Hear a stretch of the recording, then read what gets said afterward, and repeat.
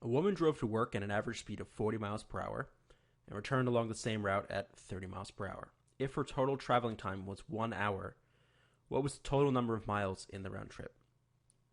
This one's a tough one. Now, there are two ways to do it. There's one is which is the kind of algebraic, formulaic way, and I'll show you that in a second. But there's also one that's about estimating and knowing, okay, given the values that we have here, what could the answers possibly be, or what couldn't they be? What could we eliminate? And this is what I mean. Let's draw out the scenario. So, the individual within an hour is driving this way and then this way. And for some of that hour is driving at 40 miles an hour, and for another part of that hour is driving 30.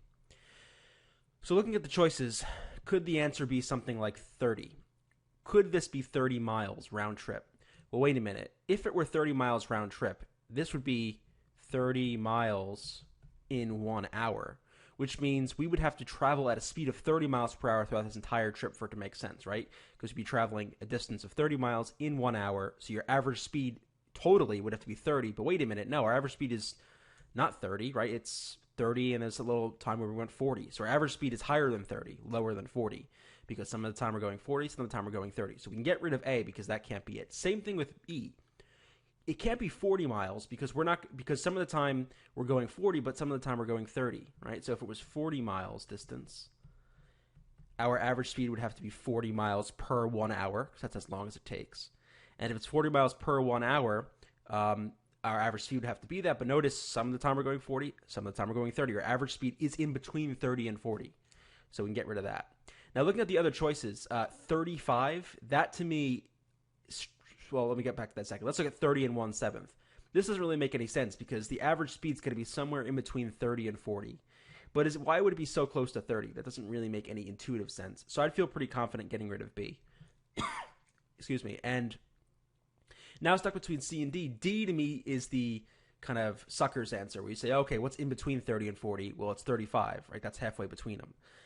That's going to be kind of the trap answer, what they want you to think. For that reason, I feel comfortable getting rid of it. So C is all we're left with, and it turns out C is the answer. Now, of course, this isn't the real quote-unquote method of doing it. This is just a guesstimation or a ballpark method. But if you had no idea how to do it, this could be a way to at least get down to a really good guess or even to the answer. So this is what I mean by using the quantities available and using your intuition and using your knowledge of what has to be true in these cases to try to eliminate choices and maybe get down to a good guess. But obviously there's a more official way of doing it, so let's go ahead and look at that. Now I'm sure there's a lot of ways of actually doing this kind of algebraically, but there's one way that I'm going to do it, and if you have any other ways, let me know in the comments or elsewhere. So the main thing to remember when we're talking about with speeds is that distance over time equals speed. Or we can write this as, we can rearrange this by moving the s down here and the t over here to d over s equals t. So distance over speed is equal to the time. So when you have a particular distance and you go a speed along that distance on average speed, this will tell us how much time it will take. So that said, we know that we go 40 miles per hour along the distance. So we go 40 miles per hour along the distance d, and we go 30 miles per hour along the distance d, and the time is equal to 1. So we can think of it this way. The amount of time it took us to go the 40 miles per hour over distance d would be d over 40, right? It's distance over the speed. And if we add that to the amount of time it took us to go, the distance d at 30 miles per hour, that total time for both of those legs should equal 1, right? 1 hour. And now we have an equation. We just go ahead and solve it. So multiply both sides by 120. We're going to get 3d plus 4d equals 120.